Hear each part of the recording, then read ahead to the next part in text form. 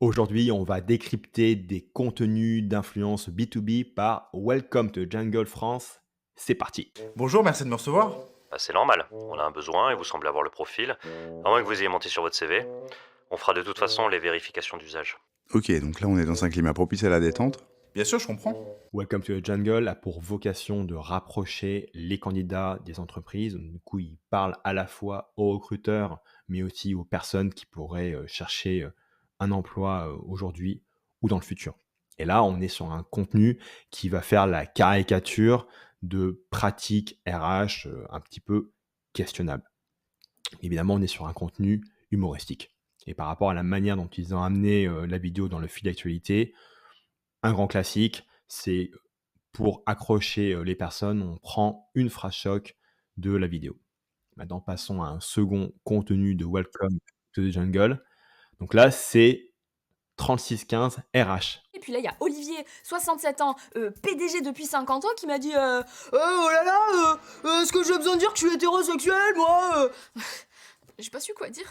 On a une RH en détresse à qui on a posé une question difficile qui va du coup poser une question à 3615 RH. Donc là, on est clairement sur un contenu humoristique qui va aussi évoquer le thème de l'inclusion qui est particulièrement populaire aujourd'hui dans le monde des RH. Vous pleurez encore quand vous coupez des oignons? Non.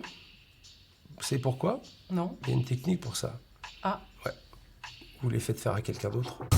Donc là, c'est un entretien d'embauche simulé de Philippe Etchebest, qui est évidemment un chef étoilé très réputé. Donc là, c'est comme si on allait l'interviewer pour un job. Et du coup, c'est intéressant parce que à travers les questions et les réponses de Philippe, on peut voir un petit peu sa philosophie, on peut voir un petit peu son parcours de vie. Et ils ont fait exactement pareil avec Sylvie Tellier, qui a été Miss France. Et tous ces contenus LinkedIn ont été recyclés à partir de vidéos YouTube. Donc là, on peut voir la vidéo de Sylvie Tellier qui fait partie d'une playlist.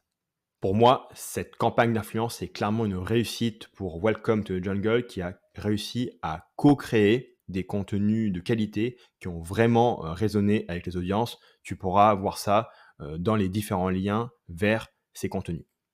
En influence B2B, tu humanises ta marque et tu l'attaches à des personnalités appréciées par ton audience, ce qui fait du coup un transfert d'affinité et de confiance vers ta marque. Et pour moi, il y a deux grands types d'influence B2B. Donc, il y a le mode performance et là, il y a le mode brand. Donc, l'influence B2B en mode performance, c'est quand tu fais des contenus directement à portée commerciale ou dans tes contenus co-créés avec les influenceurs, tu vas directement pousser ton produit, tu vas pousser directement à l'achat. Donc, l'avantage, c'est qu'il y a un ROI qui est traquable et qui est immédiat, parce que tu peux voir tout de suite que des ventes ont été faites à travers différents contenus poussés par un ou plusieurs influenceurs. Par contre, l'inconvénient, c'est que de ton côté, tu vas avoir peu de brand building et que du côté de l'influenceur, s'il fait trop souvent ce genre d'opération commerciale avec différents sponsors, il va typiquement diluer sa propre marque personnelle. Donc le deuxième type d'influence B2B, c'est l'influence en mode brand content. Donc là, ce que tu vas faire, c'est que tu vas créer des séries de contenus éducatifs et ou divertissants avec des influenceurs, dans le but d'aller faire des contenus qui vont plaire à ton audience et aussi plaire à l'audience des influenceurs. Ce qui va faire que tu vas, de ton côté, alimenter ta machine à contenu, ce qui donne un double effet qui se coule, l'effet always on, c'est-à-dire que grâce à une cadence régulière de contenu, que ce soit toutes les semaines, toutes les 2 semaines, tous les mois, etc., tu seras always on, tu seras toujours devant tes prospects et du coup, tu vas plus facilement être top of mind et les accompagner durant les mois et les années qui vont précéder l'achat.